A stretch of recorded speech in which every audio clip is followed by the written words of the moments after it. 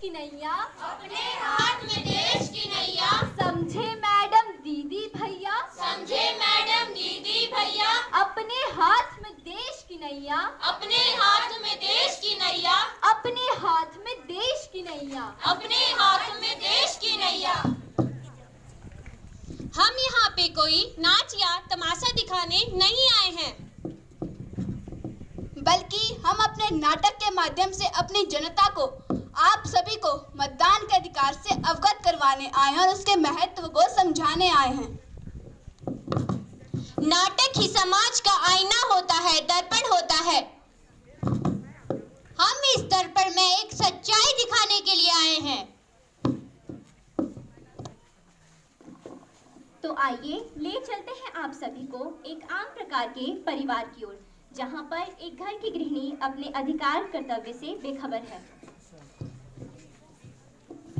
अरे कहाँ चले गए? घर का काम कुछ आता जाता तो है नहीं। हर रोज सुबह जाके बाजार में बैठ जाते हैं, पता नहीं क्या करते हैं वहां जाकर। जब देखो दिन भर दोस्तों के साथ गप्पे लड़ाते रहते हैं। अरे कहाँ पूछती फिर रही है? मैं तो कब से यहीं खड़ा था। यहीं पर कहाँ छिपछिपा के बैठे हो? कुछ काम बोलो तो याद रहता नहीं है। अरे धीरज रख, ब्रेक मार। जब भी घर आऊं तेरी कटर कटर शुरू हो जाती है। मैं परेशान हो चुका हूँ तुझसे। अरे मैं भी परेशान हो गई हूँ तुमसे। सारे घर का काम तो मुझे ही करना पड़ता है। आटा लाने को बोला था, लाए हो? अरे दुनिया चांद पर पहुँच गई है और तेरी जान अभी भी आटे में ही अटकी है। तुझे तो बस अपनी ही पड़ी रहती है, अपना काम, अपने रिश्तेदार, बस। देश और दुनिया में क्या हो रहा है कुछ मालूम है तुझे इसके बारे में? कौन कौन सी घटनाएं घट रही हैं कुछ मालूम है तुझे इसके बारे में? तुझे नहीं लगता कि इस देश का नागरिक होने के नाते हमारा भी कुछ फर्ज बनता है? कुछ जानकारियां तो हमें भी रखनी चाहिए। बस बस आप ही बचे हैं इस देश के बारे में सोचने के लिए। जब कोई हमारे बारे में नहीं सोचता तो हम क्यों सोचे औरों के बारे में? अरे चुप कर। जब तू देश के बारे में नहीं सोचती तो देश तेरे बारे में क्यों सोचेगा? बल्कि आजकल तो सोने तक का समय नहीं है। तुझे मालूम है लोकसभा चुनाव आने वाले हैं। हमारे देश के संविधान में हमें सबसे बड़ा अधिकार मिला है, वो है वोट देने का अधिकार। हम ठहरे कामकाजी लोग, हमें ऐसे फालतू की चीजों के लिए समय नहीं है। फालतू के काम? तुझे ये फालतू के काम लगते हैं? क्या तुझे नहीं पता कि एक वोट की क्या कीमत है? अरे वोट देने का अधिकार, मतदान का अधिकार, कीमत पता है तुझे सबकी? यह कितना बड़ा अधिकार है। अच्छा ठीक है, अगर हम वोट देने जाएंगे तो क्या हमें इसके पैसे मिलेंगे? जब देखो पैसा पैसा। वोट को यदि हम 1 लाख में भी बेच दें तो धिक्कार है उस वोट पर। बल्कि वोट तो हमें बिना किसी लालच से, सद्बुद्धि से, सदुपयोग से देना चाहिए। तभी तो देश विकास करेगा, राष्ट्र विकास करेगा। हाँ, मुझे अपनी गलती का एहसास हो गया है। अब हम दोनों मिलकर वोट देने जाएंगे। सिर्फ तू ही नहीं, पूरा देश वोट देने जाएगा। आज हम यह प्रण करते हैं, मतदाता बनेंगे और मतदान करेंगे। मतदाता बनेंगे और मतदान करेंगे। तो आइए अब हम आपको ले चलते हैं एक ऑफिस की ओर, जहां एक बॉस अपने अधिकारों को तो जानते हैं पर शायद अपने कर्तव्यों को निभाना नहीं चाहते, और कैसे उसी के कर्मचारी उसे उसके कर्तव्यों को निभाने पर विवश कर देते हैं। रानी, गुड आफ्टरनून मैम।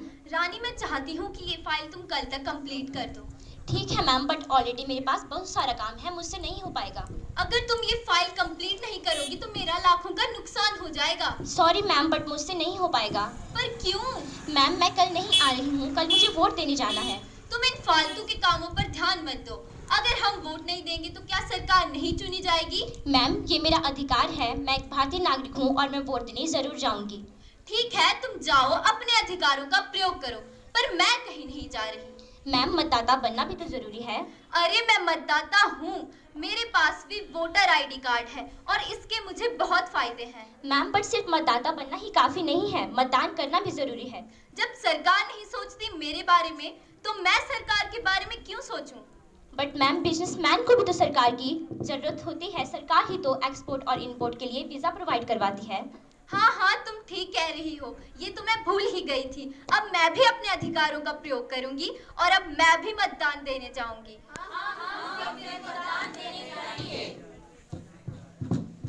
तो आइए अब हम आप सभी को ले चलते हैं अपनी युवा पीढ़ी की ओर और जानते हैं कि क्या मानना है उनका मतदान के बारे में।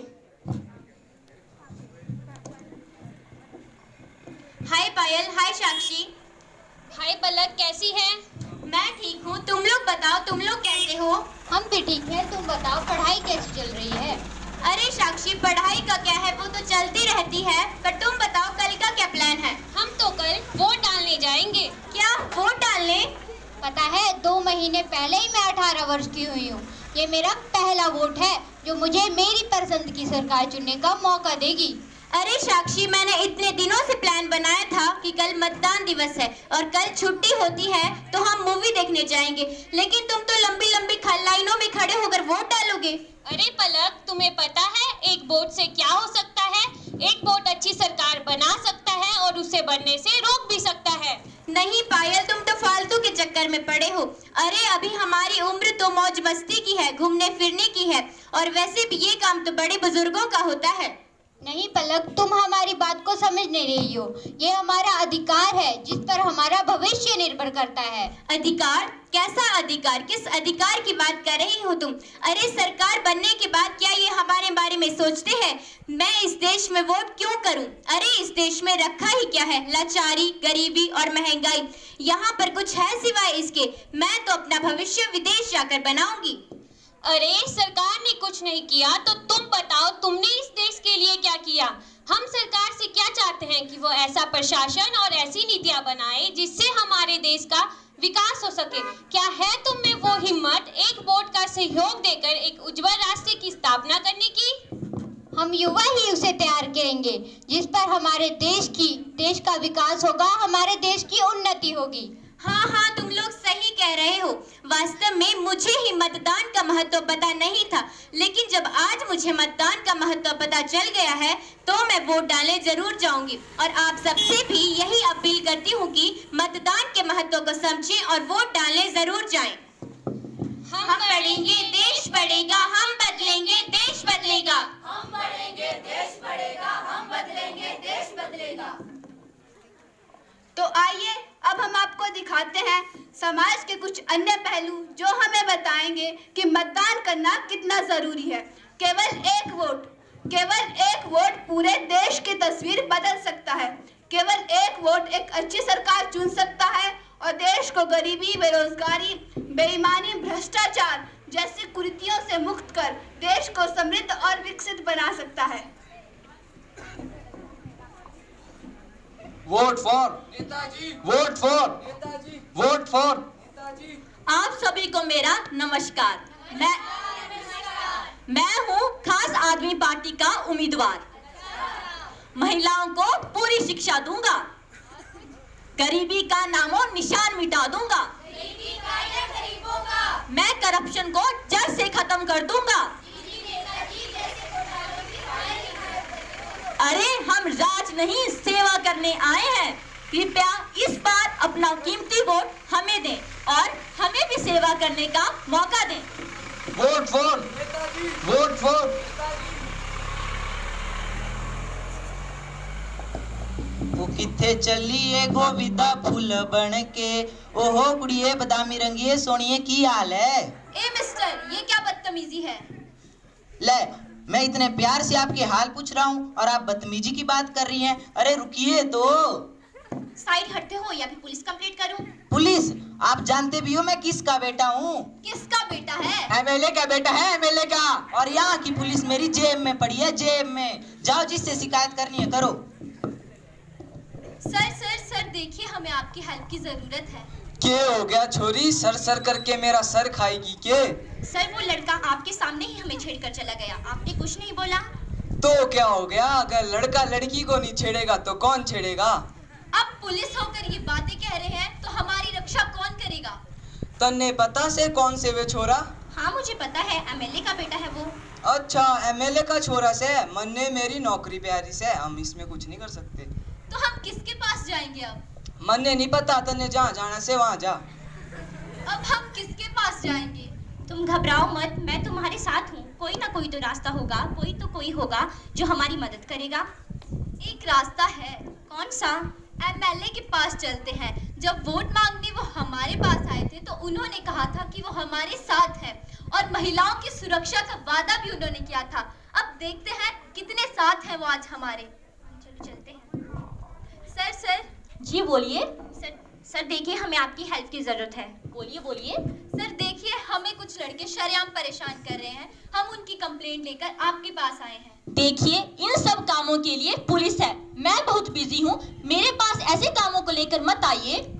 जब वोट मांगने आप हमारे पास आए थे तो आपने कहा था कि आप हमारे साथ हैं। महिलाओं की सुरक्षा का वादा भी आपने किया था। अब क्या हुआ?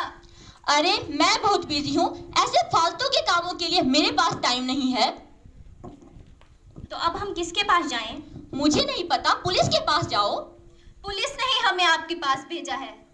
अरे तो इसमें मैं क्या करूं? ये मेरा काम थोड़ी है। सर आपको पता भी है कौन है वो लड़का? कौन है? वो आप ही का बेटा है। अच्छा, अगर ऐसे कपड़े पहनकर जाओगी तो लड़के छेड़ेंगे ही ना। अब इसमें आखिर मेरे बेटे की क्या गलती है? तो इसमें हमारी भी क्या गलती है? हेलो, हाँ चलो जाओ। अब हमारी हेल्प करने के लिए कोई तैयार नहीं है। तुम घबराओ मत, मैं हूँ तुम्हारे साथ। बस बहुत हुआ ये भ्रष्टाचार, नारी को ना समझो बेचारी। अब है मेरे वोट की बारी। अब है मेरे वोट की बारी। अब है मेरे वोट की बारी।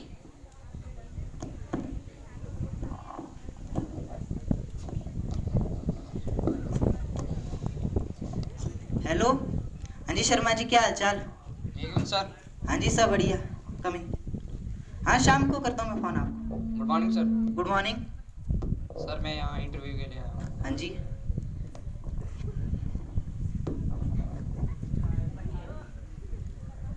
अरे वाह, बीए फर्स्ट क्लास। जी सर। एमए भी कर रखा है? जी सर। हाँ जी।